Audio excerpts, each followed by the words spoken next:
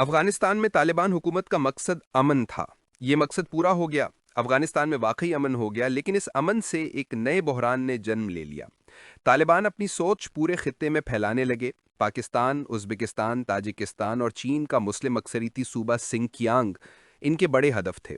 پاکستان میں افغان وار کے دوران بے شمار مذہبی سیاسی جماعتیں بنی تھیں۔ یہ 1980 کی دہائی کی ضرورت تھیں، مگر یہ 1990 میں غیر ضروری ہو گئی تھیں۔ تاہم اس وقت تک ان کا سائز اتنا بڑا ہو چکا تھا کہ انہیں سمیٹنا یا ختم کرنا مشکل تھا۔ طالبان حکومت نے ان میں نئی روح پھونک دی اور انہیں محسوس ہونے لگا اگر افغانستان میں اسلامی حکومت بن سکتی ہے تو پھر پاکستان، ازبکستان، تاجکستان اور سنکیانگ میں کیوں نہیں۔ طالبان کے ساتھ القاعدہ بھی تھی۔ یہ عرب تھے اور افغانستان میں رہتے تھے۔ انہیں بھی شہ مل گئی اور انہوں نے بھی عرب ملکوں میں طالبان طرز کی حکومت کے بارے میں سوچنا شروع کر دیا۔ یہ کام پاکستان میں بہت آسان تھا۔ یونیورسٹی آف نبراسکا کی مہربانی سے پاکستان میں کروڑوں سلطان صلاح الدین ایوبی اور محمود غزنوی جنم لے چکے تھے۔ فوج کے اندر بھی ایسے آفیسر اور جوان موجود تھے۔ یہ سب طالبان کے ساتھ جڑ گئے اور یوں انقلاب درہ خیبر، دریائے آمو اور واخان سے آگے بڑھنے لگا۔ یہ عربوں کے دروازے پر بھی دستک دینے لگا۔ القاعدہ نے اس زمانے میں سعودی عرب میں چندہ جمع کرنا شروع کر دیا۔ حج کے دوران انہیں کروڑوں ڈالر مل جاتے تھے۔ خواتین اپنی بچیوں کے کانوں کی بالیاں تک القاعدہ کے باکس میں ڈال دیتی تھیں۔ طالبان اس سے اپنی کامیابی سمجھنے لگے اور انہوں نے نہ صرف آگے بڑھ کر افغانستان میں خواتین کی تعلیم پر پابندی لگا دی، بلکہ یہ سرعام لوگوں کو سنگسار بھی کرنے لگے۔ دنیا بھر کے مطلوب لوگ بھی افغانستان کا رخ کرنے لگے۔ اس بیک گراؤنڈ میں 24 دسمبر 1999 کو ایئر انڈیا کا ایک طیارہ کھٹمنڈو سے ہائی جیک ہو گیا۔ یہ IC 814 فلائٹ تھی جس میں 179 مسافر اور عملے کے 11 افراد سوار تھے۔ ہائی جیکرز جہاز کو پہلے امرتسر، پھر دبئی اور پھر قندھار لے گئے۔ طیارہ حرکت المجاہدین نے اغوا کیا تھا اور اس کا مقصد بھارت کی قید میں موجود مولانا مسعود اظہر اور ان کے ساتھیوں کی رہائی تھی۔ یہ آپریشن مولانا کے دو بھائیوں ابراہیم اطہر اور جہانگیر نے کیا۔ اس کے لیے 5 کروڑ روپے کی رقم کراچی کے بزنس مینوں نے دی تھی۔ ہائی جیکرز میں کراچی کے 3 نوجوان شاہد اختر سید، سنی احمد قاضی اور ظہور مستری شامل تھے، جبکہ چوتھا شخص شاکر احمد سکھر اور ابراہیم اطہر بہاولپور سے تعلق رکھتا تھا۔ ابراہیم اطہر مولانا مسعود کا بھائی تھا۔ ان 5 لوگوں نے 190 مسافروں کا جہاز اغوا کیا اور انہیں طالبان کی بھرپور مدد حاصل تھی۔ ہائی جیکرز سے ڈیل کرنے والی مذاکراتی ٹیم میں بھارت کے آج کے نیشنل سیکیورٹی ایڈوائزر اجیت ڈھوول بھی شامل تھے۔ بہرحال قصہ مختصر، انڈیا نے ہائی جیکرز کے مطالبے پر مولانا مسعود اظہر، مشتاق احمد زرگر اور احمد عمر سعید شیخ کو رہا کر دیا اور یوں یہ معاملہ نبٹ گیا، مگر اس نے دنیا کو ہلا کر رکھ دیا۔ پاکستان اور امریکہ کو پہلی بار محسوس ہوا طالبان کے اثرات کراچی تک پہنچ چکے ہیں۔ دوسرا، مولانا مسعود اظہر کو پرائیویٹ لوگ ایمبولنس میں ڈال کر قندھار سے کراچی لے آئے اور CIA اور ISI کو کانوں کان خبر نہیں ہوئی۔ یہ بہت بڑا انٹیلیجنس فیلئر تھا اور یہ ثابت کرتا تھا اداروں میں ان کے لوگ موجود ہیں۔ اور تیسرا، ہائی جیکرز رہائی کے بعد غائب ہو گئے۔ امریکی اور پاکستانی انہیں تلاش ہی کرتے رہ گئے۔ CIA کو 11 ستمبر 2001 کے ٹوئن ٹاورز حملوں کے بعد پتہ چلا 5 ہائی جیکرز کابل میں طالبان کے پاس تھے۔ وہ پاکستان آئے ہی نہیں تھے اور انہوں نے بعد ازاں 9/11 کے ہائی جیکرز کو طیارے اغوا کرنے اور مسافروں کو قابو کرنے کی ٹیکنیک سکھائی تھی۔ وہ مہینوں اسامہ بن لادن اور القاعدہ کو ٹریننگ دیتے رہے۔ یہ انکشاف لرزہ خیز ثابت ہوا۔ طالبان صرف افغانستان تک محدود رہتے، یہ اپنا نظریہ دوسرے ملکوں میں اسمگل نہ کرتے، یہ کراچی کے بزنس مینوں تک نہ پہنچتے، یہ ایئر انڈیا کی ہائی جیکنگ میں شامل نہ ہوتے اور ہائی جیکرز کو پناہ نہ دیتے، اور یہ اگر 9/11 میں ملوث نہ ہوتے تو شاید دنیا انہیں برداشت کر لیتی۔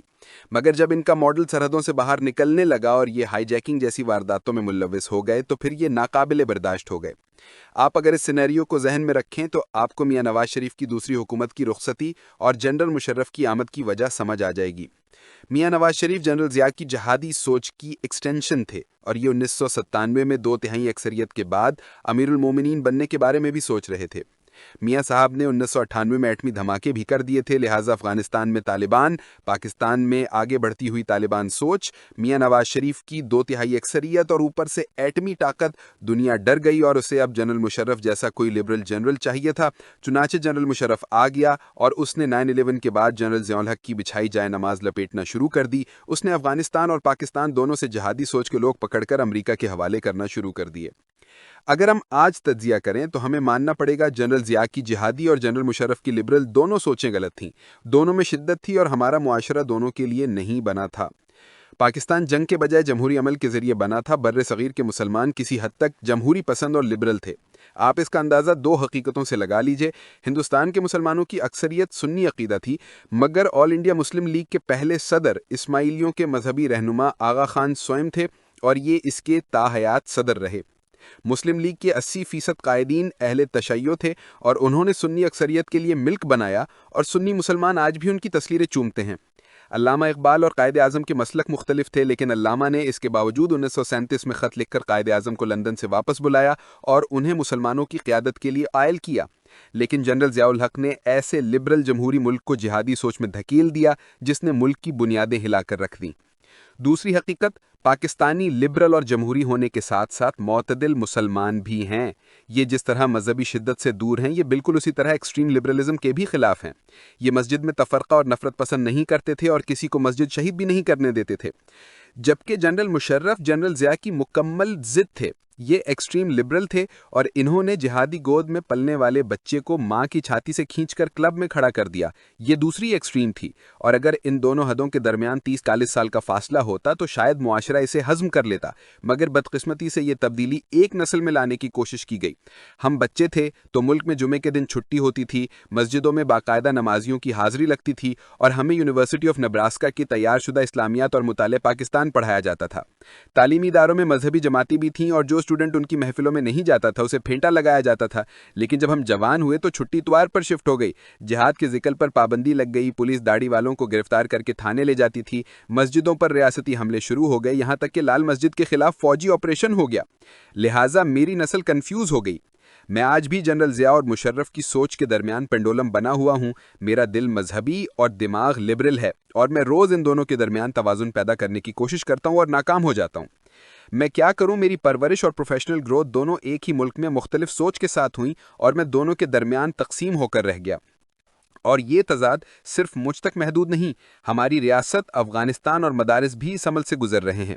ہم کبھی افغانستان کے لیے جہادی فیکٹری ہوتے تھے، پھر ہم ان کے دشمن ہو گئے، پھر ہم ان کے دوست بنے اور ہم اب ایک بار پھر ان کے دشمن بن گئے ہیں۔ سوچ کی اس شفٹنگ نے پورے خطے کو ہلا کر رکھ دیا۔ میں اگر آج اس کا تجزیہ کروں تو مجھے اس کا ذمہ دار صرف ایک ملک ملتا ہے اور اس کا نام ہے امریکہ۔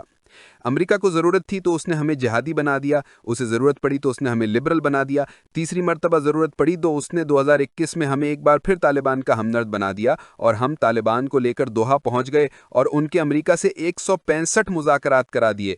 ہم نے انہیں امریکہ کے حکم پر ایک بار پھر افغانستان کے تخت پر بٹھا دیا۔ آپ ذرا خود ٹھنڈے دماغ سے سوچئے، اگر کوئی قوم 45 سال میں 4 مرتبہ اپنی سوچ میں 180 ڈگری تبدیلی لائے گی، وہ جہادی بنے گی، پھر لبرل ہوگی، پھر سیمی جہادی ہوگی اور آخر میں جہادیوں کے خلاف جہاد کرے گی، تو اس کا کیا نتیجہ نکلے گا؟ اور یہ نتیجہ اس وقت نکل رہا ہے۔ اگر آپ چاہتے ہیں کہ اس طرح کی مزید کالم اور ویڈیوز آپ تک مسلسل پہنچتی رہیں تو ہمارے چینل کو سبسکرائب کریں، ویڈیو کو لائک کریں اور اپنی قیمتی رائے کامنٹ میں ضرور دیں۔ آپ کی حوصلہ افزائی ہی ہماری کامیابی ہے۔